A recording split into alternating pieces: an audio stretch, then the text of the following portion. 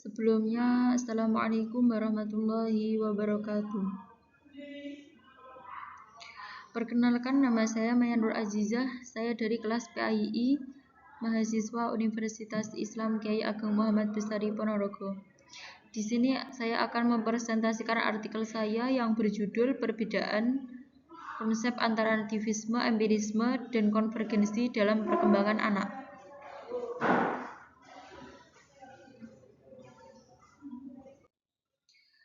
Langsung saja, di sini ada 3 poin penting yang perlu dibahas dalam materi tersebut, yaitu teori nativisme, teori empirisme, dan teori konvergensi. Sedikit menyinggung dari materi tersebut, yaitu 3 perspektif berbeda mengenai faktor-faktor yang mempengaruhi perkembangan manusia. Ada faktor nativisme yang merujuk pada menekankan peran bawaan sejak lahir. Ada teori empirisme yang merujuk pada menekankan peran lingkungan dan pengalaman, dan juga ada teori konvergensi yang merujuk pada pendapat bahwa keduanya saling berinteraksi. Langsung saja di sini saya akan memaparkan materi saya. Poin yang pertama yaitu tentang teori nativisme. Teori nativisme yaitu menekankan bahwa perkembangan anak terutama ditentukan oleh faktor bawaan atau genetik. Faktor-faktor bawaan ini seperti bakat, potensi, dan sifat-sifat tertentu yang dianggap sebagai penentu utama dalam pertumbuhan dan perkembangan seseorang. Dalam pandangan nativisme, lingkungan dan pendidikan dianggap memiliki pengaruh yang minimal atau tidak ada terhadap perkembangan. Jadi pengaruhnya itu sangat kecil. Nativisme juga meyakini bahwa anak sudah membawa berbagai potensi atau kemampuan sejak lahir. Faktor genetik sangat dominan dan lingkungan hanya membantu mengaktualisasikan apa yang sudah ada secara alami. Tokoh utama yang mencetuskan pemikiran untuk basis teori nativisme adalah Schopenhauer pada tahun 1788 sampai 1880. Contoh dari teori nativisme yaitu seorang anak mungkin memiliki bakat musik yang kuat sejak lahir. Dan ini akan menentukan arah perkembangan mereka dalam bidang musik, terlepas dari lingkungan atau pendidikan yang mereka terima. Contoh lainnya itu ada anak yang lahir dari keluarga dengan sejarah musikal, cenderung punya kemampuan bermusik tanpa pelatih atau intensif. Jadi kayak turun-temurun gitu. Tanpa adanya pelatih itu dia juga bisa gitu. Implementasi dalam pendidikan atau pengasuhan yaitu ada guru atau orang tua berperan sebagai fasilitator, bukan pengarah mutlak. Dan juga tidak semua anak diharapkan memiliki kemampuan yang sama karena setiap anak membawa potensi yang berbeda-beda. Jadi setiap anak itu pasti ada perbedaannya.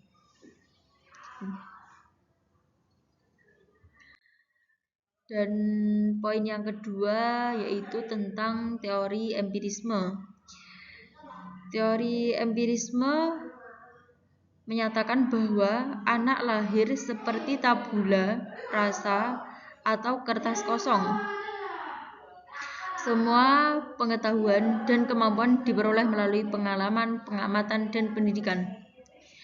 Peran pendidikan, lingkungan, dan pengalaman sangat menentukan arah perkembangan seseorang.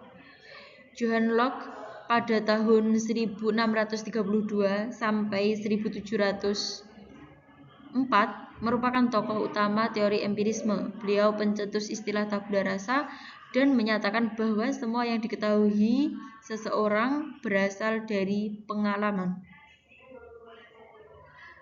Contohnya yaitu seorang anak yang tumbuh di lingkungan yang kaya dengan buku dan stimulasi intelektual akan cenderung lebih maju dalam bidang akademis daripada anak yang tumbuh di lingkungan yang kurang kaya.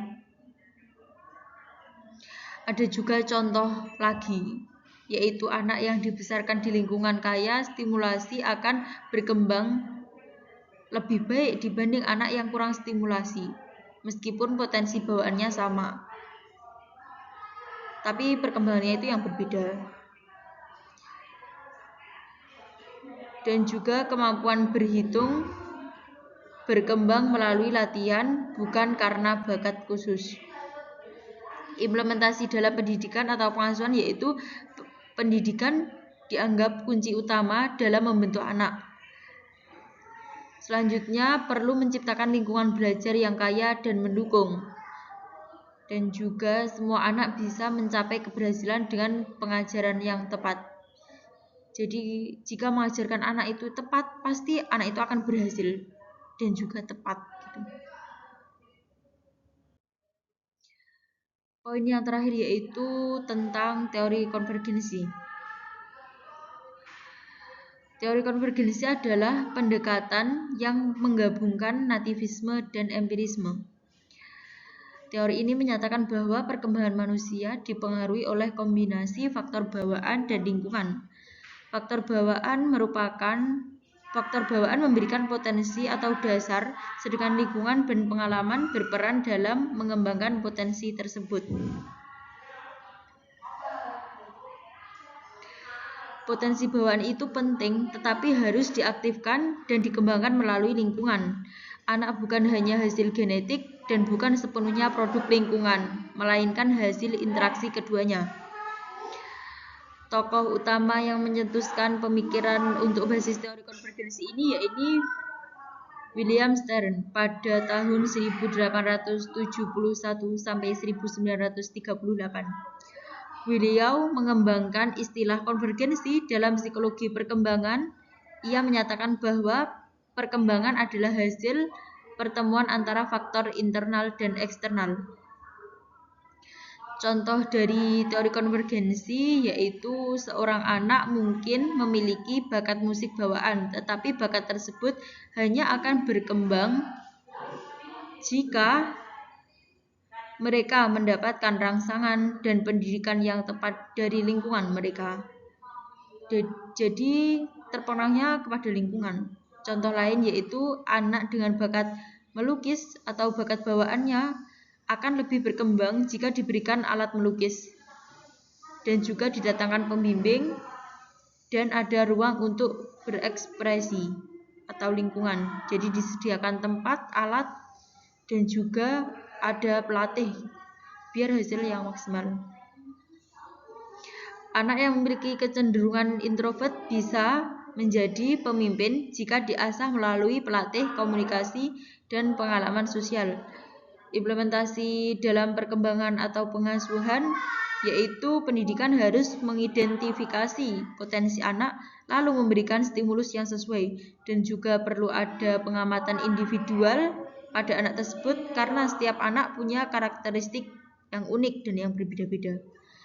Dalam keberhasilan itu tergantung pada kombinasi potensi dan dukungan lingkungan yang tepat.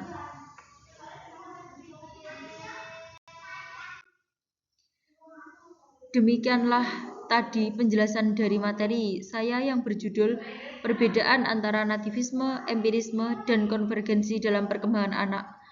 Jika masih ada kurangnya dalam saya menyampaikan materi tersebut, saya mohon maaf yang sebesar-besarnya. Sekian, terima kasih dan sampai jumpa. Wassalamualaikum warahmatullahi wabarakatuh.